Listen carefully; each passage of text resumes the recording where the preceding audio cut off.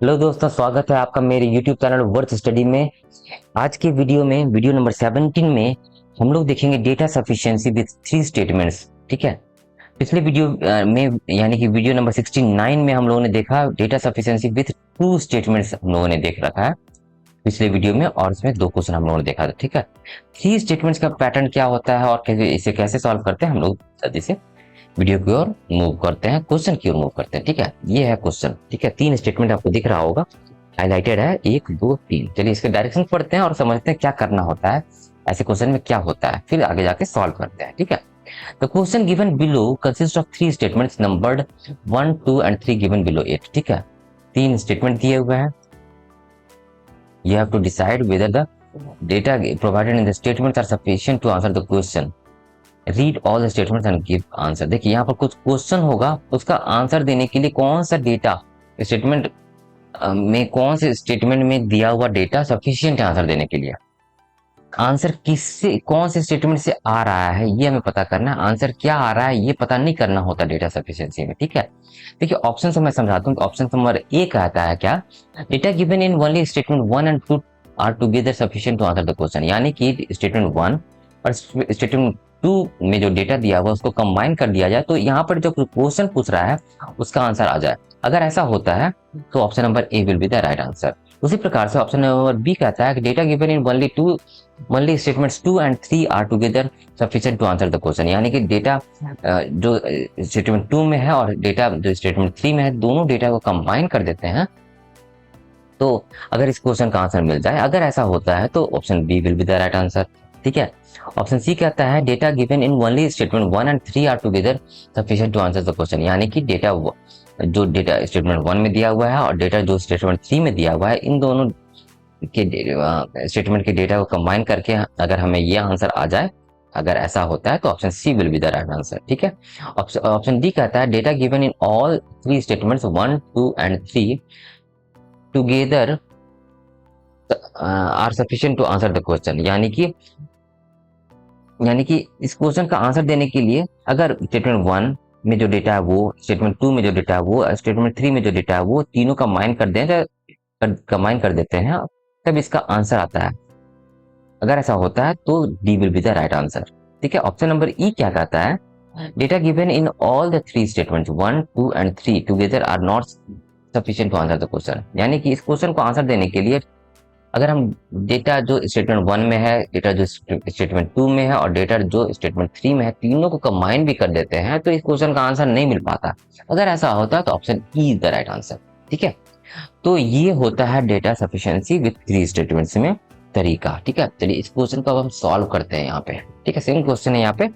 ठीक है, क्वेश्चन पढ़ेंगे फिर सॉल्व करते हैं। 9 पर्सन है, P Q R S T U V W and X sit in a straight row facing north. ठीक है, लीनियर सिटिंग अरेंजमेंट है। P Q R S T U V W X 9 लोग हैं जो sitting arrangement में straight row में बैठे हुए नॉर्थ की ओर फेस कर रहे हैं। ठीक है। नो टू पर्सन, देखिए यहाँ पे no two person with name starting with consecutive alphabets sit adjacent to each other. इस कंडीशन को रहते हुए हम लोगों ने बहुत सारा पजल सॉल्व किया है। ठीक है दोस्तों, इस कंडीशन का मतलब मैं फिर से बताता हूँ। जैसे P Q R S T U V W x है, वैसे क्यू को के बगल में ई या आर नहीं हो सकता, नहीं बैठ सकता। क्यों? क्योंकि दे आर कॉन्सिक्यूटिव अल्फाबेट्स। इसी प्रकार से जैसे यू के बगल में टी या यू के बगल में वी नहीं बैठ सकता। क्यों? Because they are all the three are consecutive alphabets. ठीक है, ये कंडीशन का मतलब हुआ, इस कंडीशन का मतलब। अब देखिए क्वेश्चन पे आता है, how many person sit between V and W. अगर इस क्वेश्चन का आंसर देना है। ठीक है, क्या आंसर होगा ये नहीं पता करना, कैसे आंसर आ रहा है, कितने स्टेटमेंट को कंबाइन करने पर आंसर आ रहा है, कौन कौन से स्टेटमेंट को कंबाइन करने पर आंसर आ रहा है, ये हमें पता करना। ठीक है, तो हम लोग पहले देखेंगे स्टेटमेंट 1 और स्टेटमेंट 2 को कंबाइन करने पर क्या स्थिति होती है, क्या इस क्वेश्चन का आंसर हम लोग दे पाते हैं या नहीं। ठीक है, लीनियर टाइप का है ये question. V sits to the left of T, V sits to the left of T. ठीक है, कितनी लेफ्ट है हमें नहीं पता। Q sits to the right of P, Q sits to the right of P, कितने राइट है हमें नहीं पता। More than 2 person sit to the left of W, W के मोर देन 2 पर्सन। ठीक है, इससे हमें कुछ अरेंजमेंट नहीं मिल रहा है। ठीक है, आगे बढ़ते हैं। स्टेटमेंट 1 तो हो गया। स्टेटमेंट 2 देखते हैं, U sits third to the left of Q, U sits third to the left of U. देखिए कुछ ना कुछ फ्रूटफुल अरेंजमेंट दिख रहा है। V sits to the left of U. अब वी तो बगल में जस्ट नहीं बैठ सकता क्योंकि बोथ आर कॉन्जिक्यूटिव अल्फाबेट्स, तो ये यहाँ पे नहीं बैठेगा। तो वी और यू के बीच में कुछ ना कुछ लोग बैठे हैं, ठीक है। Only S and W sit to the right of you. अच्छा, S and W sit to the right of you. S and W, W and S, ठीक है। ये हो गया। यहाँ पर लिखा था more than 2% sit to the left of W, ठीक है। 1 2 3 4 5 you sit third to the left of, क्या लिखा हुआ, you sit third to the left of Q. P भी इसके इधर ही बैठा है। वी इधर है, 1 2 3 4 5 6 7, नहीं 1 और 2 को कंबाइन करने के बाद हमारा कुछ अरेंजमेंट ही नहीं आ रहा। तो वी और डब्ल्यू के बीच में कितने लोग हैं वो हमें पता नहीं चल सकता। अब यहाँ पर कितने लोग हैं हमें नहीं पता, और डब्ल्यू भी फिक्स नहीं है, ठीक है। तो स्टेटमेंट 1 और 2 को कंबाइन करने पर आंसर नहीं आ रहा। तो हम इसे रब करते हैं और फिर दूसरा जो ऑप्शन है उसके लिए देखते हैं। स्टेटमेंट 2 और 3 को कंबाइन करके देखते हैं।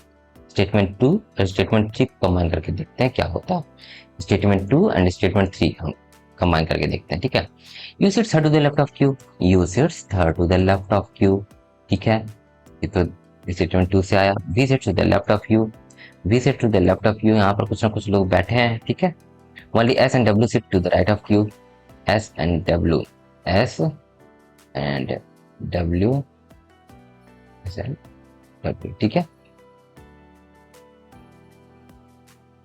इस कंडीशन को हमेशा याद रखना है, ठीक है। ऐसा नहीं कि इसको भूल जाए तो क्वेश्चन गलत भी हो सकता है, ठीक है। स्टेटमेंट 2 क्या कहता है, इसे हमें अरेंजमेंट मिल गया। स्टेटमेंट 3 पढ़ते हैं क्योंकि 2 और 3 को कंबाइन करने पर आंसर दे पाते हैं कि नहीं वो हम चेक कर रहे हैं। R sits immediate left of T. R sits immediate left of T, ठीक है। X sits to the left of P.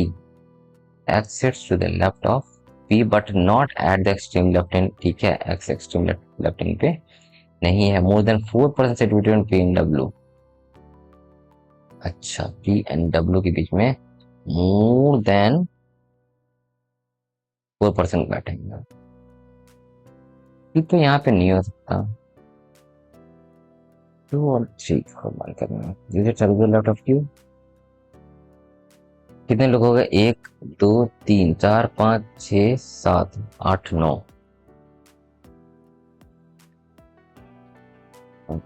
क्या कॉम्बिनेशन हो सकता है।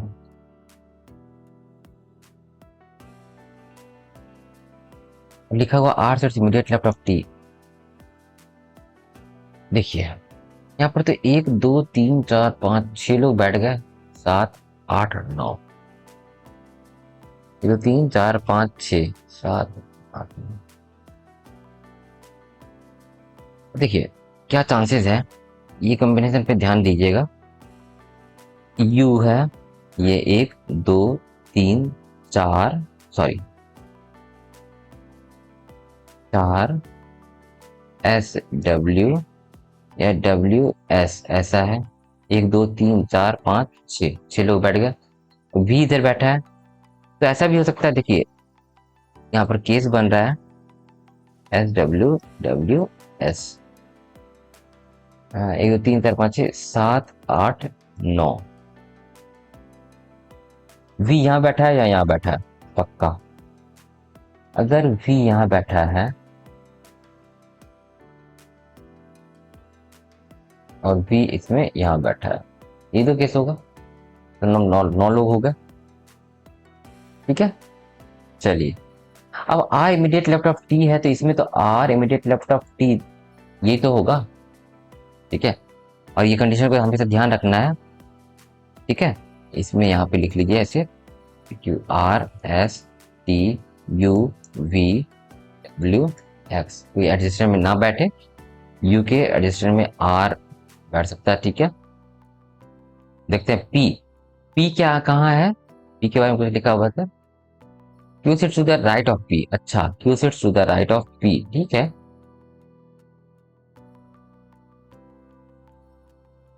पी के बारे में कोई चर्चा नहीं हुई है। Q R S T U V W x, बैठाने के लिए पी और एक्स बचा हुआ है, ठीक है। और क्वेश्चन क्या था, वी और डब्ल्यू के बीच में कितने लोग बैठे हैं, वी और डब्ल्यू के बीच, देखिए डब्ल्यू फिक्स नहीं हो सकता इसमें, तो वी और डब्ल्यू के बीच में वैसे भी आंसर नहीं आ सकता, ठीक है। डब्ल्यू के बारे में, अच्छा स्टेटमेंट टू और थ्री कंबाइन कर रहे हैं हम लोग, ठीक है, ये ध्यान रहे। अच्छा, W sit to the right of Q, more than 4% sit between P and W. अच्छा,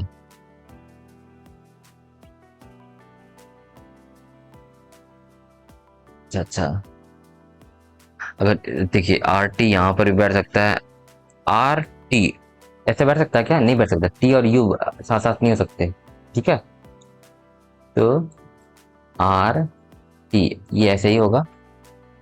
अब मोर than 4% but not at the extreme left hand, x sits to the left of p, x sits कहाँ लिखा हुआ है, to the left of p but not at the extreme left hand, x sits to the left of p, ये तो कह रहा है x sits to the left of p but extreme in पे नहीं, तो ये तो केस गया, ये नहीं हो सकता, ठीक है। और यहाँ पर ध्यान दीजिएगा, मोर than 4% seat between P and W, P तो यहाँ पे बैठेगा 1 2 3 4, मतलब डब्ल्यू यहाँ पर नहीं बैठ सकता, यानी कि एस बैठेगा। यहाँ पर डब्ल्यू क्यों नहीं हो सकता, क्योंकि ये क्लियर लिखा हुआ है more than 4% seat between P and W, यहाँ पर 4 ही लोग हो रहे हैं, तो W extreme left right hand पे, ये सॉरी एक्सट्रीम राइट हैंड। देखिए हमारा अरेंजमेंट आ चुका है, और अरेंजमेंट आ चुका तो ऑब्वियसली कोई भी आंसर मिल जाएगा। वी और डब्ल्यू के बीच, वी और डब्ल्यू के बीच, हाँ कितने लोग बैठे हैं, 1 2 3 4 5 6 7, 7 लोग बैठे हैं। हमें ये नहीं पता करना कि कितने लोग बैठे हुए हैं, हमें ये पता करना कि आंसर आ रहा है या नहीं, आंसर आ रहा है, ठीक है। 7 लोग बैठे हैं, आंसर आ रहा है, स्टेटमेंट टू और स्टेटमेंट थ्री को कंबाइन करने पर आंसर आ रहा है, यानी कि स्टेटमेंट टू और स्टेटमेंट थ्री को कंबाइन करने पर आंसर आ रहा है, ठीक है। हालांकि आप एक बार 1 और 2 से तो हो चुका, 2 एंड 3 से तो आंसर आ रहा है, 1 एंड 3 से भी चेक कर सकते हो, 1 एंड 3 को कंबाइन करने पर क्या स्थिति आती है, क्या उससे आंसर आ सकता है। हालांकि हम लोगों ने आंसर इस क्वेश्चन का हम लोगों ने प्राप्त कर लिया है, लेकिन हम लोग, मैं एक बार आपको समझा दूं, स्टेटमेंट 1 और 3 को कंबाइन करने के बाद क्या आता है।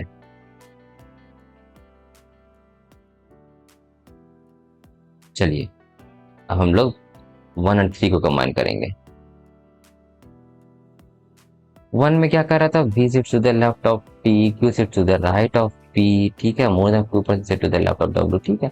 1 से तो कुछ खास एलिमेंट नहीं आ रहा था, r sits immediate left of t, r sits immediate left of t, ठीक है। x sits to the left of p but not at the extreme left hand, x sits to the left of p but not at the extreme left hand, ठीक है।